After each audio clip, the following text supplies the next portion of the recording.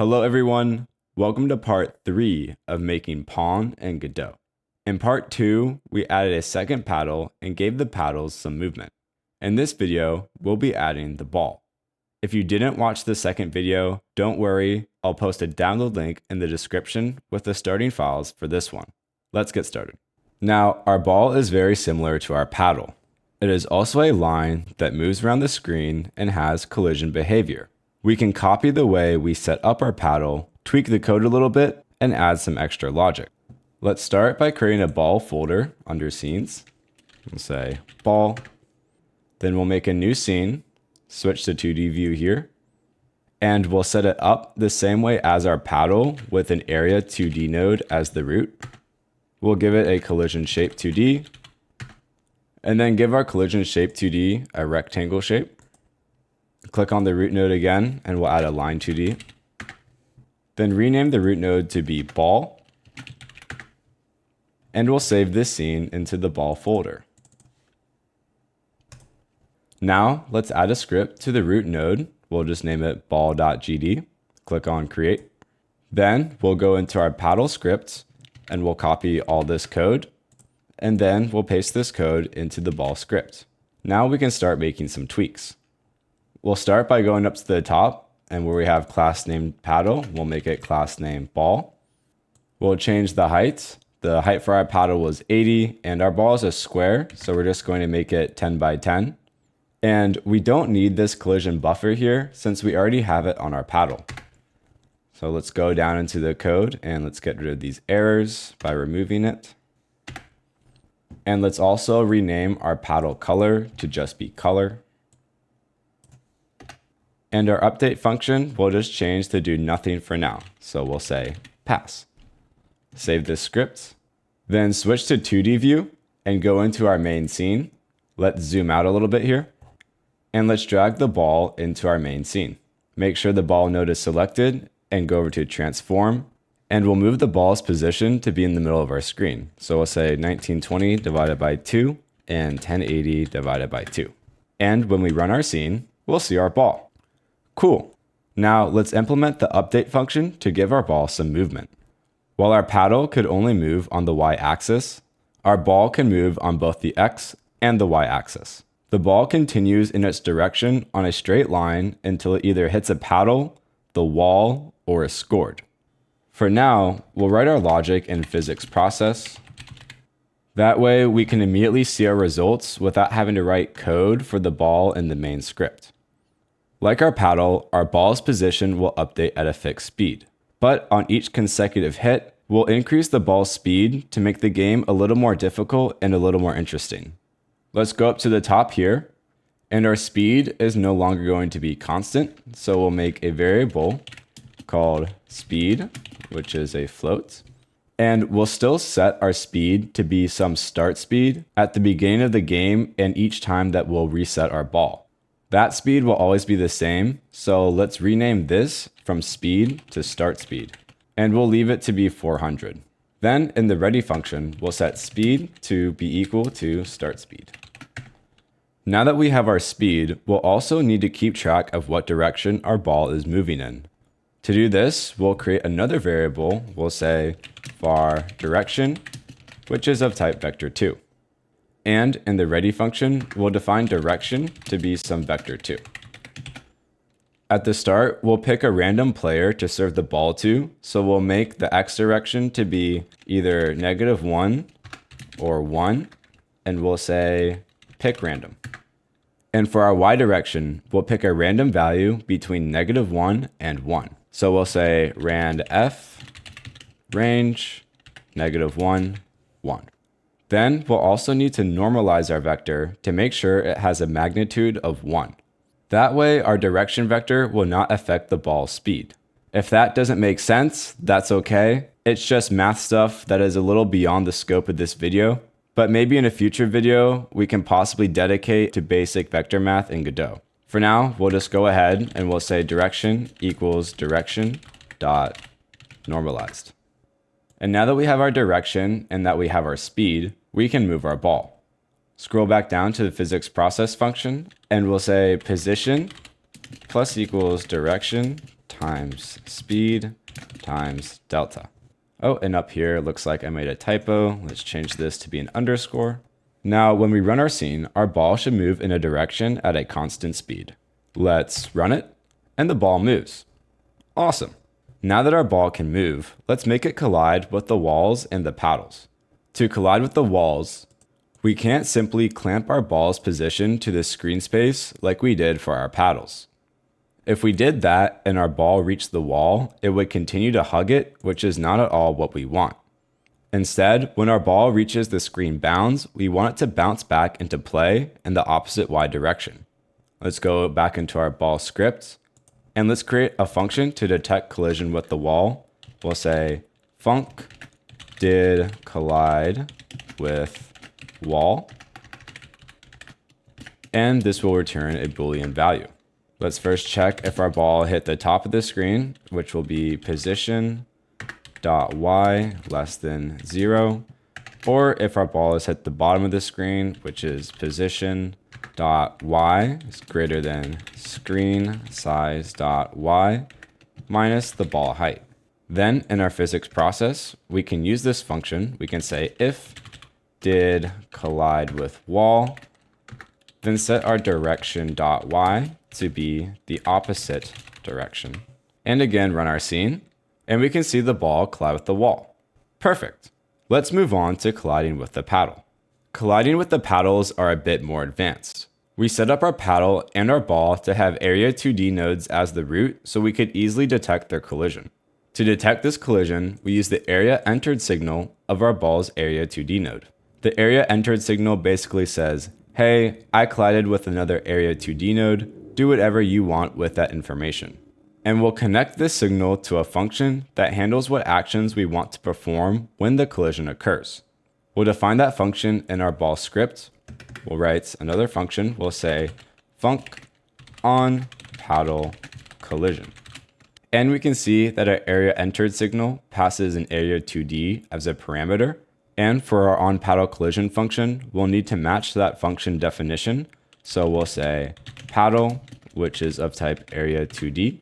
And we can name our parameter to be paddle since we know for sure that it will be a paddle we are colliding with, since we do not have any other area 2D objects in the scene. And when our ball collides with the paddle, we want several things to happen.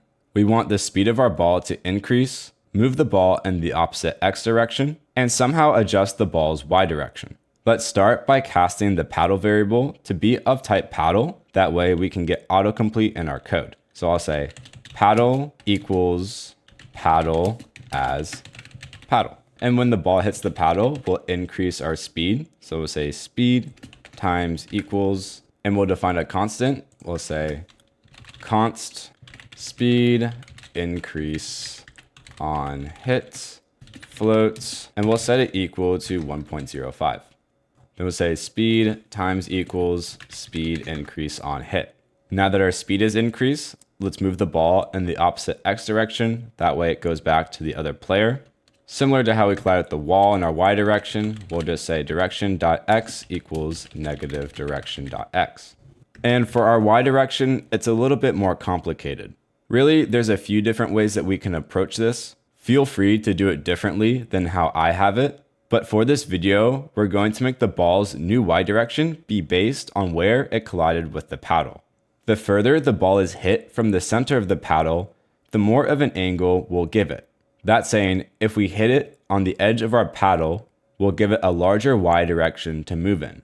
This will add some skill to our game by allowing players to place their shots. To do this, we'll need to compare the paddle's center position to the ball's center position. We can get this by making a couple variables. We'll say var ball center, and we'll want paddle center. We'll say ball center is a float, and we'll set it equal to our ball's y position plus the height of our ball divided by 2. Same thing with our paddle center. We'll say it's a float, and we'll set it equal to paddle.position.y plus the height of our paddle divided by 2. Now, why do we calculate the center this way? Well, if we look in our 2D view, and we'll go into the paddle scene as an example, And let me set the height of this to be 80 like we have it in our code, just so we can easily see. Let me also move down the collision shape. And let's click on our root node. Now, the position that we're calculating in our code is the position of this root node here, which we can see is at the very top of our paddle. So to get the center of our paddle, we want to take whatever the position of the paddle is, which is the top of the paddle, and then get its height and divide it by 2. Let's go back into our ball script. And now that we have the center of our ball and our paddle, we want to get the difference. So we'll define another variable and we'll say collision diff float equals ball center minus paddle center. And we want to make sure this value is between -1 and 1. So let's wrap this in parentheses. And we'll divide the result by paddle.height divided by 2. And even with this, there might still be some edge case where it's not quite between -1 and 1.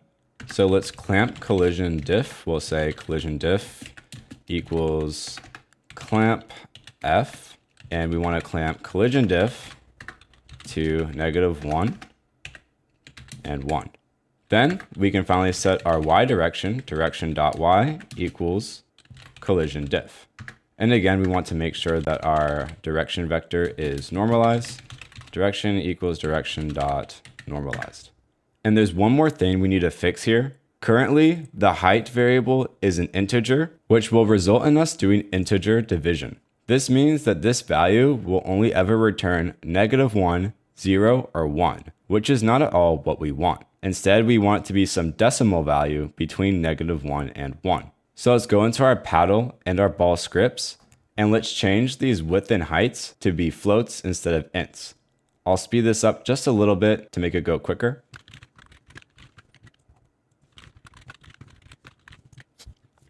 Now that we've changed our width and our height, and I also changed the paddle collision buffer as well to be a float, our formula down here should work nicely.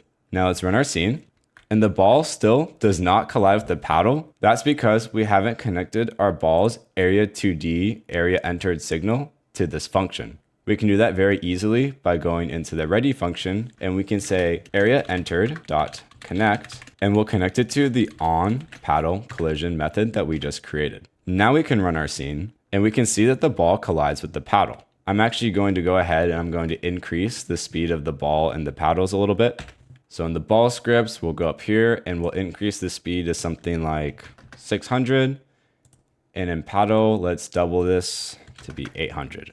Now run the scene again, and we'll see that we move a lot faster, which is nice.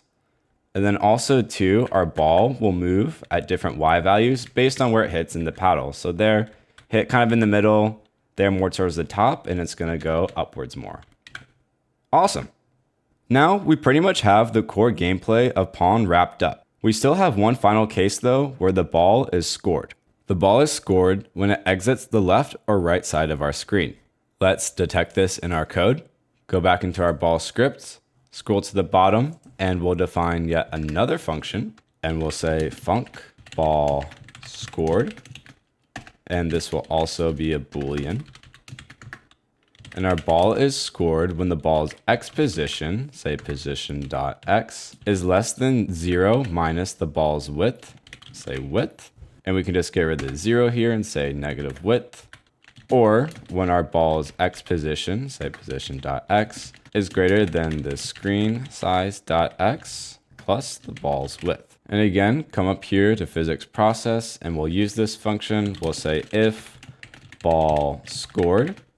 And for now, we'll just print out scored with a bunch of exclamation points because we're very excited about scoring. So let's run our scene. And when the ball is scored, it will print out scored. And it will keep printing out scored until the end of time. This is because physics process is still running, and this statement, ball scored, is returning true each frame.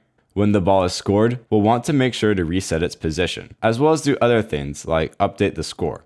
But the ball doesn't really care about doing these things like updating the score. It only cares about if it has been scored, not exactly what happens when it does get scored. That logic should exist elsewhere. Our ball can just say, hey, I scored, do whatever you want with that information.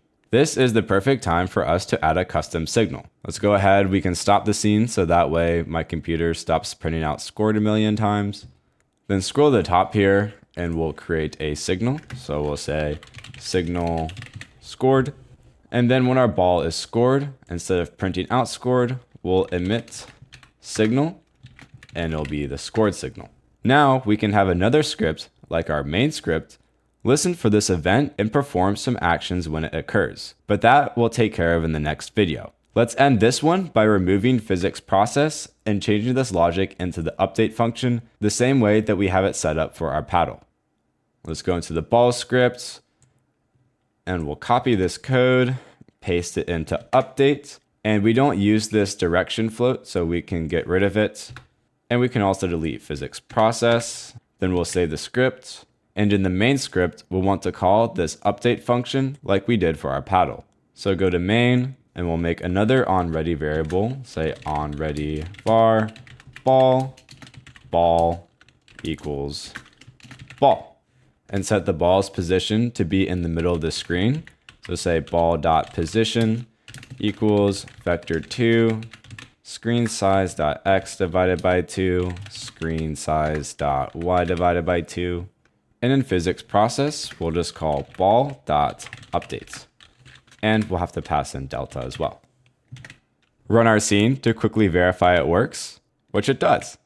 And that should do it for this video. The question for the day is, what is your favorite feature in the Godot engine and why? Mine are signals because they make code so much cleaner and easier to write. Thank you all so much for watching. I'll see you in the next video.